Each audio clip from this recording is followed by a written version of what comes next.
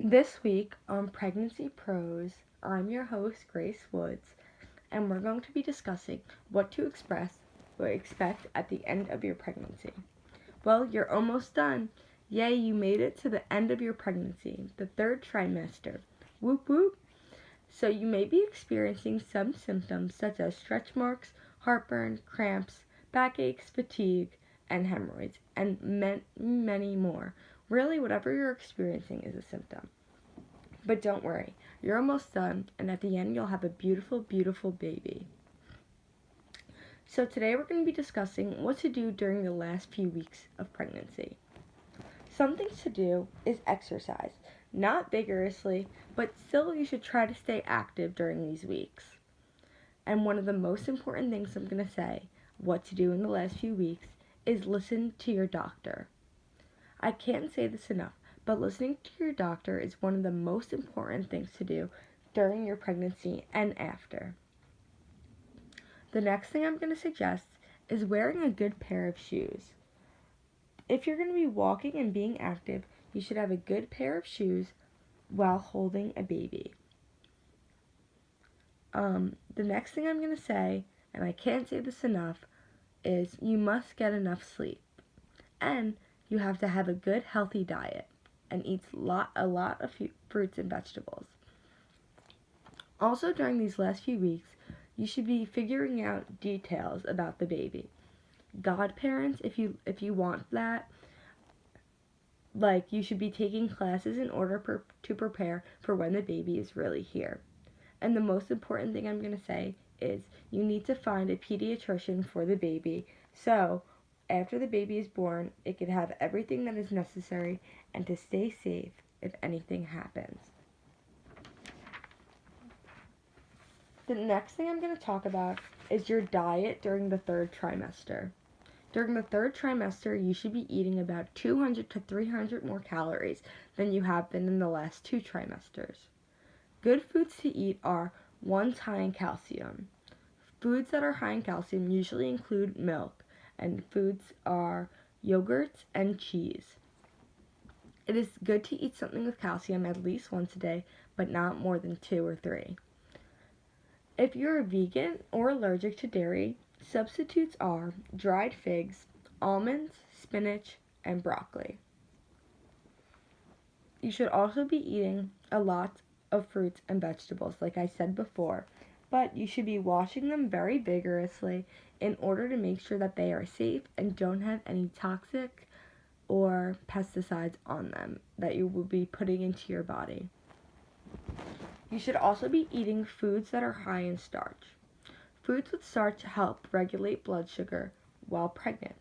Some of these foods include bread, pasta, and rice. Lucky for me, I love fried rice and pasta with baka sauce.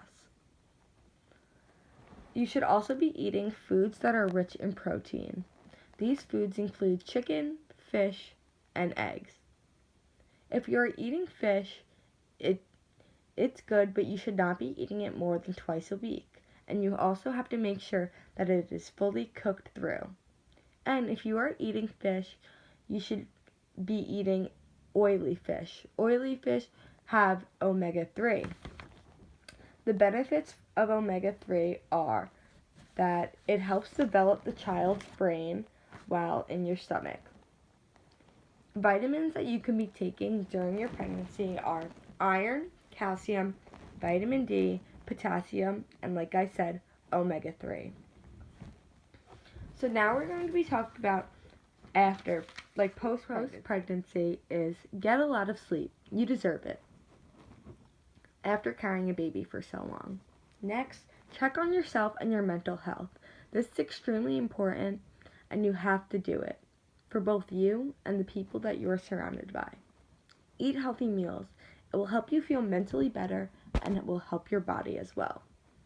Drink plenty of water and most importantly, keep up with your doctor visits for both you and the baby. It's very, very important. We're going to now discuss baby blues. Baby blues happens about 2 weeks after pregnancy. That's how long it lasts. And this happens when you kind of get upset after having the baby.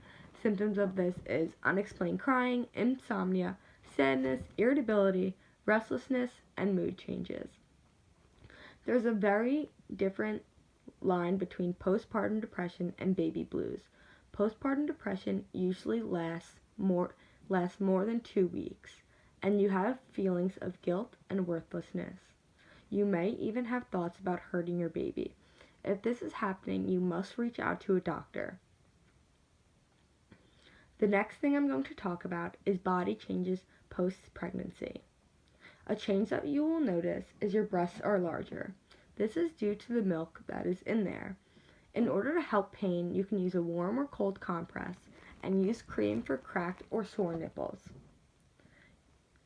If you are also having constipation after having a baby, eat a good diet and eat foods that are high in fiber.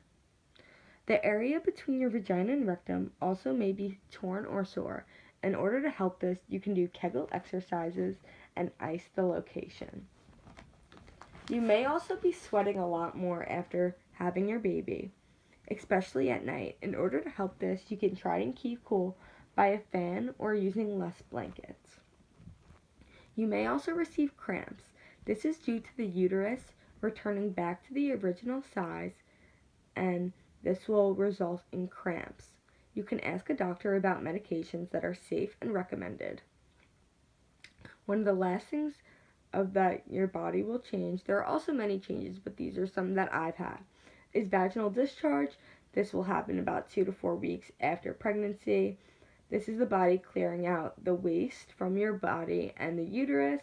This is extra blood and all the waste, and your body is using discharge in order to clear it out. You can use pads until the discharge stops. And this is all we have for this week. Thank you again for listening to Pregnancy Pros. I'm your host, Grace Woods. Happy pregnancies!